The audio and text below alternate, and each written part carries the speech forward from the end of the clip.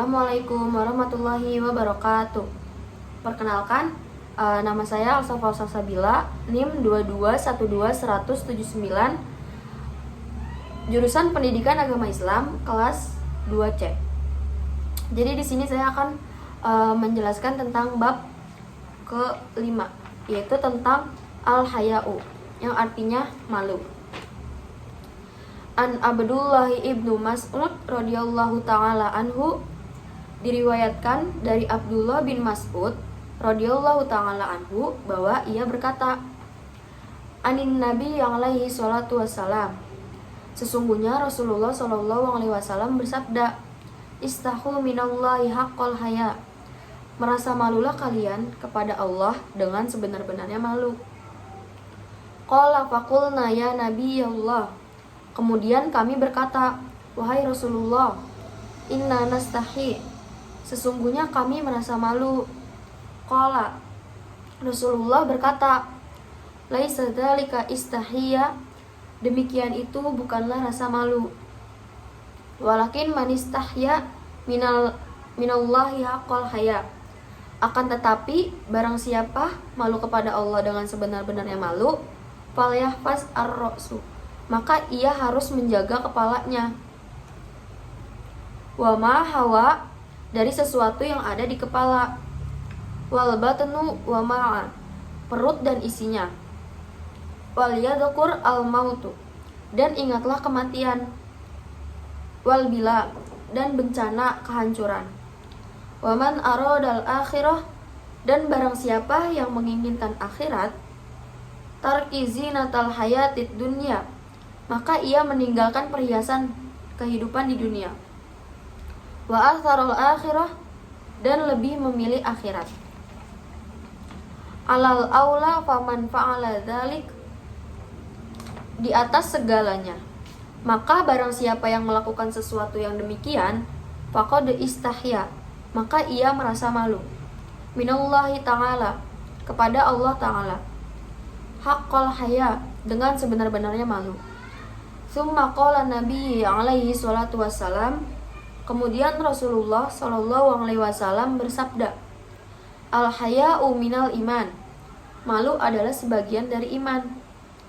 Kama ja'a, bagaimana telah datang, fil hikayati, dalam sebuah cerita, ana imra'ah, terdapat seorang wanita, atat an-nabi alaihi salatu wassalam, mendatangi Rasulullah sallallahu alaihi wasallam. Wa qalat ya Rasulullah, dan perempuan tersebut berkata, wahai Rasulullah, inni adzanabtu dzamban aziman, sesungguhnya aku telah melakukan dosa besar. Fadawini, maka rusaklah aku. Faqala Rasulullah sallallahu ta'ala alaihi wasallam, Rasulullah sallallahu alaihi wasallam menjawab, tubi ilallah, bertaubatlah kamu kepada Allah. Faqalat, wanita tersebut menjawab, innal arda, sesungguhnya bumi, pada arafat, telah mengetahui zambi, dosa-dosaku. Wa adna betu alaiha, karena saya telah melakukan dosa itu di atasnya. Maksudnya di atasnya itu kepada bumi. Wa yatashhadu alayya, sedangkan bumi itu bersaksi, menyaksikan kepadaku perbuatan dosa-dosaku. Yaumil qiyamah, di hari kiamat. Faqala Nabi alaihi salatu wassalam, Rasulullah sallallahu alaihi wasallam bersabda, fa innaha, sesungguhnya bumi, la tashhada alaiki, tidak akan memberikan kesaksian atasmu. Qala Allah ta'ala, sebagaimana Allah berfirman, yauma tabadalul ardu ghairal ardi, pada hari digantinya bumi dengan bumi lain. Faqalat, wanita tersebut berkata, innas sama, sesungguhnya langit, qad arafat min fawqi, telah mengetahui dari atas. Wa hiya tashhadu alayya, pastinya ia akan memberikan kesaksian terhadapku. Yaumal qiyamah, di hari kiamat. Faqala Nabi alaihi salatu wassalam, Rasulullah sallallahu alaihi wasallam menjawab, Innallaha ta'ala, sesungguhnya Allah Subhanahu wa taala yatwas sama, akan menggulung atau melipat langit.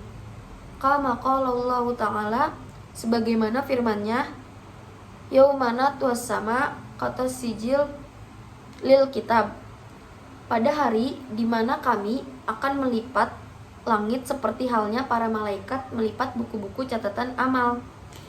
Faqalat, wanita tersebut berkata, ya Rasulullah, wahai Rasulullah, innal kiram, sesungguhnya malaikat, al-katibina katabu dzambi, pencatat amal telah menulis dosaku, fil kitab, dalam buku catatan amal. Faqala Nabi alaihi salatu wassalam, Rasulullah sallallahu alaihi wasallam menjawab, qala Allah ta'ala, sebagaimana Allah berfirman, innal hasanata yudhibna as-sayyi'ata, sesungguhnya kebaikan mengurangi atau menghilangkan keburukan. Tsumma qala Nabi alaihi salatu wassalam, lalu Rasulullah sallallahu alaihi wasallam berkata, atta ibu minadz-dzambi kaman la dzambalahu, seseorang yang bertaubat dari dosanya seperti orang yang tidak memiliki dosa sama sekali. Tsumma qalat al-mar'ah, kemudian wanita itu berkata, innal malaika, sesungguhnya para malaikat, waqafu, mereka mencatat, ala af'ali, atas seluruh amalku, wa yashhaduna, pastinya mereka akan membuat kesaksian, ala min su'in af'al, dari buruknya amalku. Qala Nabi alaihi salatu wassalam, Rasulullah sallallahu alaihi wasallam menjawab, innallaha ta'ala, sesungguhnya Allah Subhanahu wa taala ansal hafazah, akan membuat lupa para malaikat pencatat amal tersebut yaumal qiyamah, di hari kiamat.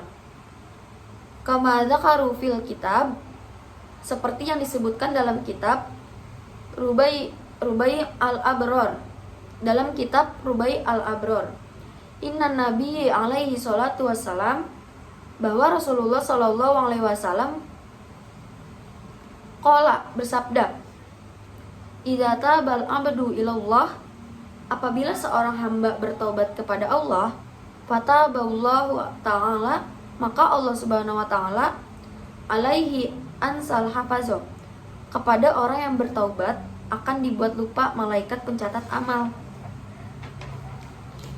Ma'amila, yang telah dilakukan, wa qalat, wanita tersebut berkata, qala Allah ta'ala, Allah telah berfirman, yauma tashhadu alaihim alsitahum wa aydiyahum wa arjulahum bima kanu ya'lamunal ayah.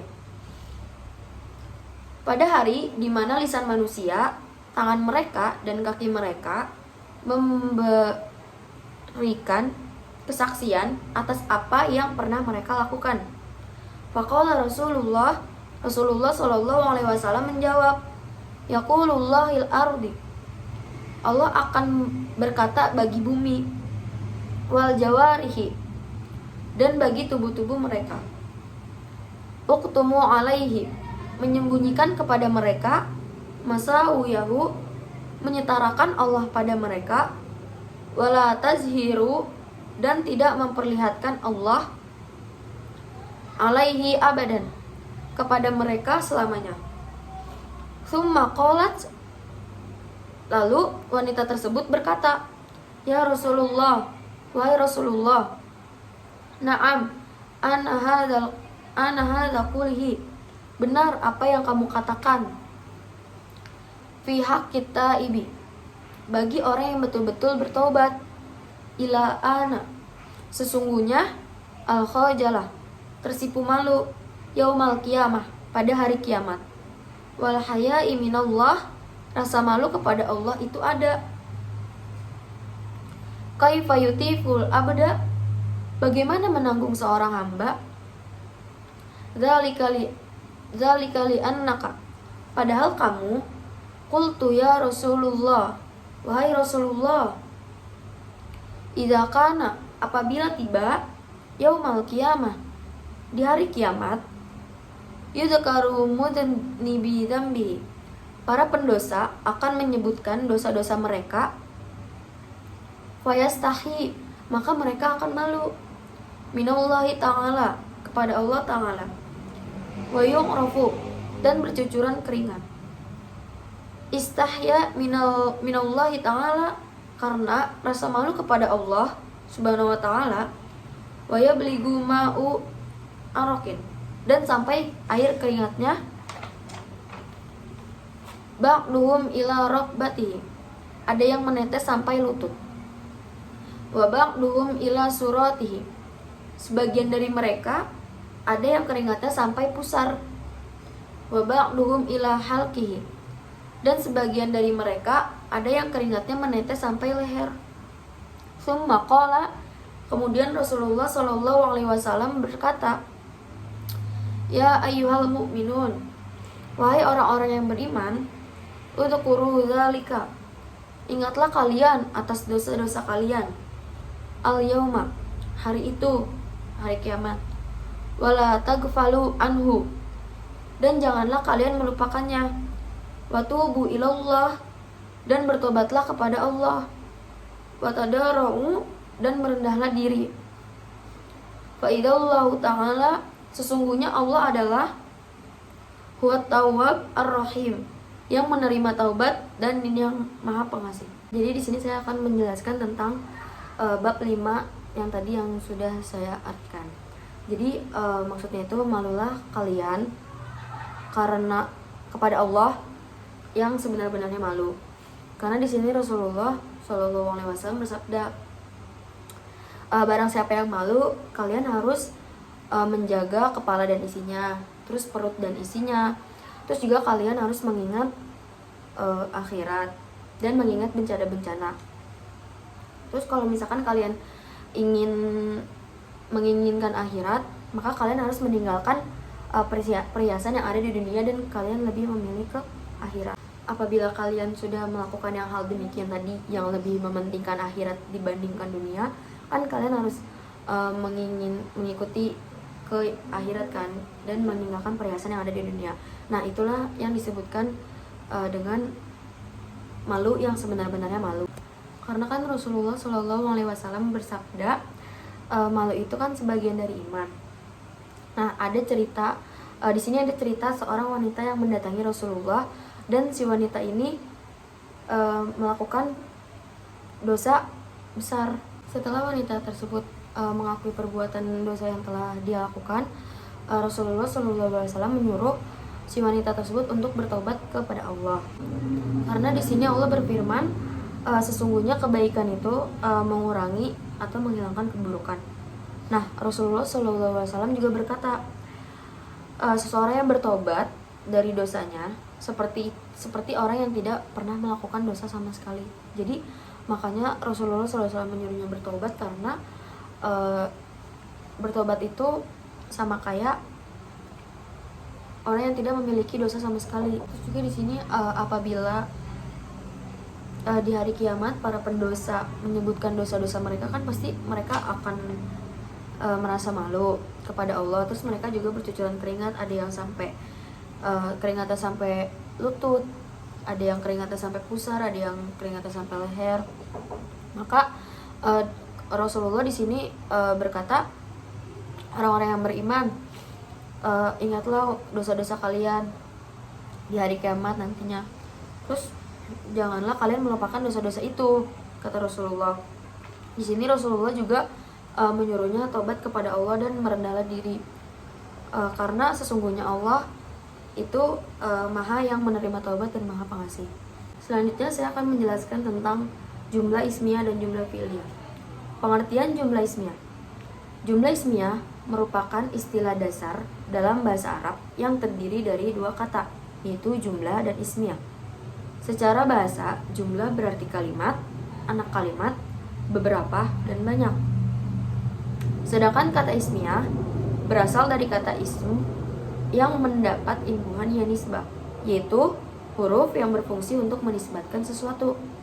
Dalam kaidah ilmu nahwu yang mempelajari bahasa Arab, istilah isim digunakan untuk menyatakan kepada nama-nama benda, baik itu konkret maupun abstrak. Dengan demikian, dapat dipahami bahwa jumlah ismiyah itu adalah setiap kalimat yang didahului oleh isim dan terdiri dari susunan mubtada dan khobar. Nah, mubtada itu adalah kata berbentuk isim yang ingin dijelaskan, sedangkan khobar adalah penjelasan dari kondisi, keadaan, jabatan, atau penjelasan dalam bentuk apapun dari si mubtada yang tadi. Ciri-ciri jumlah ismiyah. Yang pertama itu diawali kalimat isim, kata benda. Dari struktur pembentukan kalimatnya, jumlah ismiyah dimulai dengan isim, baik konkret maupun abstrak, yang berfungsi sebagai mubtada atau subjek. Maka, kalimat yang dimulai dengan kategori fi'il, kata kerja, tidak bisa disebut jumlah ismiyah. Yang kedua, terdiri dari mubtada dan khobar. Sebagai penjelasan pada ciri tadi yang pertama, jumlah ismiyah adalah kalimat yang diawali oleh isim sebagai fungsi mubtada yang dijelaskan maknanya oleh si khobar. Yang ketiga, mubtada dan khobar harus sesuai jenis dan bilangannya. Maksud sesuai jenis itu di sini ada muzakkar atau muannas. Sedangkan maksud sesuai dengan bilangan atau jumlahnya adalah mufrad, musanna, dan jama'. Artinya, jika mubtadanya berupa mufrad muzakkar, maka khobarnya wajib dalam keadaan mufrad muzakkar juga. Begitupun ketika mubtadanya berupa jama' muannas, maka khobarnya harus dalam bentuk jama' muannas juga. Yang keempat itu mubtada berkategori isim ma'rifah. Mubtada sebagai fungsi subjek pada umumnya adalah berupa isim-isim ma'rifah yang kata ganti, kata tunjuk, kata nama, kata sambung, isim mudhof, dan isim yang beralif lam. Akan tetapi, ada kondisi tertentu di mana isim nakiroh diposisikan sebagai mubtada pada suatu kalimat dalam bahasa Arab. Yang terakhir, mubtada berada di awal kalimat. Mubtada terletak di awal kalimat daripada khobar. Ini merupakan kaidah dalam penyusunan jumlah ismiyah. Akan tetapi, dalam keadaan tertentu sesuai dengan persyaratan yang berlaku, khobar sebagai fungsi predikat berada di awal kalimat. Selanjutnya itu ada contoh kalimat jumlah ismiyah, yaitu al-mu'minu karimun, yang artinya orang mukmin itu mulia. Nah, pada contoh tadi kan kata al-mu'minun itu, orang mukmin itu kan berkategorikan isim, kata benda yang ma'rifah. Salah satu tanda yang dimilikinya yaitu adanya huruf alif lam takrif. Kata al-mu'minun itu berfungsi sebagai mubtada dan kata karim sebagai khobar, sehingga kalimat tersebut memberikan makna yang sempurna, dapat dipahami, dan tidak menimbulkan pertanyaan bagi lawan bicara. Selanjutnya, saya akan menjelaskan tentang jumlah fi'liyah. Pengertian jumlah fi'liyah. Jumlah fi'liyah merupakan istilah dasar dalam pembelajaran bahasa Arab yang terdiri dari dua kata, yaitu jumlah dan fi'liyah. Jumlah adalah bentuk mufrad dari kata jumalun yang berarti kalimat. Sedangkan kata fi'liyah berasal dari kata fi'lun yang mendapat tambahan berupa ya nisbah sebagai bentuk penisbatan kepadanya. Menurut istilah ulama ahli nahwu, fi'il adalah kata yang menunjukkan kepada suatu perbuatan atau kegiatan dan terikat dengan zaman atau waktu. Nah, dengan demikian, maksud dari jumlah fi'liyah itu adalah kalimat yang menyatakan pekerjaan, perbuatan, atau tindakan yang tersusun dari dua kata atau lebih dan memiliki keterkaitan dengan zaman. Sebagaimana ahli nahwu, ada yang mengartikan bahwa jumlah fi'liyah itu adalah kalimat yang diawali oleh fi'il. Nah, di sini ciri-ciri jumlah fi'liyah. Yang pertama itu mengandung makna yang berhubungan erat dengan pekerjaan, perbuatan, atau tindakan. Yang kedua, diawali dengan kalimat fi'il, kata kerja, baik madi maupun mudhari maupun amr. Yang ketiga, terikat dengan zaman, baik lampau sedang, atau yang akan datang. Yang terakhir, minimal terdiri dari 2 susunan kata, yaitu fi'il dan fa'il. Nah, di sini ada contoh jumlah fi'liyah. Contoh jumlah fi'liyah yaitu toro asfuru, yang artinya itu burung itu terbang. Kata asfuru itu merupakan fa'il atau subjeknya. Nah, sedangkan kata toro itu adalah fi'il madi dari kata kerja yang lampau yang menjadi predikatnya. Di sini juga saya akan memberikan contoh jumlah fi'liyah untuk isim mudzakkar, yaitu dakhalal ustadu ilal fasli. Guru laki-laki telah masuk ke dalam kelas. Nah, di sini juga ada jumlah fi'liyah.